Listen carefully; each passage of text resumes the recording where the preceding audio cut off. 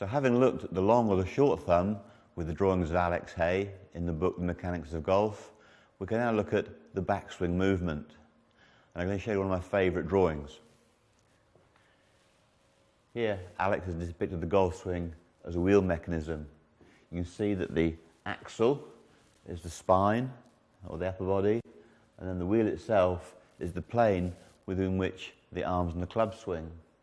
Now you can see the drawing is quite clever because the wheel itself is actually above the position of the ball. So that's a nice simple image, but in reality there is not quite 90 degrees between the axle and the spoke. There's a slight gap. So you can see that the plane of the wheel is above the ball.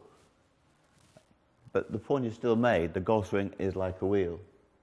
So if you're going to make this powerful movement, you're going to need good posture in the spine. You don't want a bent axle, and nor do you want bent spokes. So if your spinal posture is good, you've got a good axle, and if the grip is good from the last section, then you know the spokes of the golf swing, which are your arms and the club itself, they're going to work properly in plane as well. So there we have it. The golf swing is like a wheel, the body is an axle, and the arms of the club are the spokes. So let's look at the axle of the wheel. It's the spine or the upper body.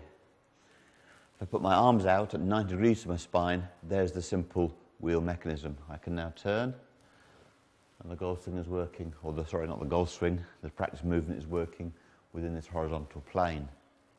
Now you can see, I'm going to be uncomfortable if the spine is slumped, but so many of us, we drop our chin, we sit and soft, and the moment the axle gets corrupted, it flips the swing out of shape. If the axle is true, the arms or the spokes of the wheel live in the correct plane. The moment the body corrupts, then the swing plane is damaged and you don't get central axis of rotation. So there we have it. Good posture ensures that the spine is in line and the spine is the axle of the wheel. So then let's have a look at the arms, because they are the spokes. What you don't want is a wheel with a bent axle and bent spokes. You're never going to work in plane. You need the spokes to be true. So, if I take the yellow alignment rod and place that across my shoulders, this is a great drill. You can do this in front of a mirror, back and through.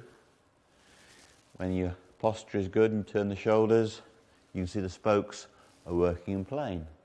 But in golf, as you know, the spoke is bent. If I turn sideways to you, this is not a straight line. It's not like a perfect right angle situation in the wheel. The first problem we have is that the spoke is bent. The line of the spoke, the imaginary spoke, is from the sweet spot to the upper sternum. At this point, this is bent. But when you make the rotation of the shoulder to the throat, at the top of the backswing, you see that your arms are in plane. Now, in the golf swing, there is not exactly 90 degrees between the arms and the body. There's a little less.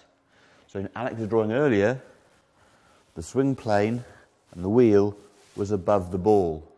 In reality, the spine is not quite 90 degrees to the plane, and therefore the axle and the spokes are a little less than 90.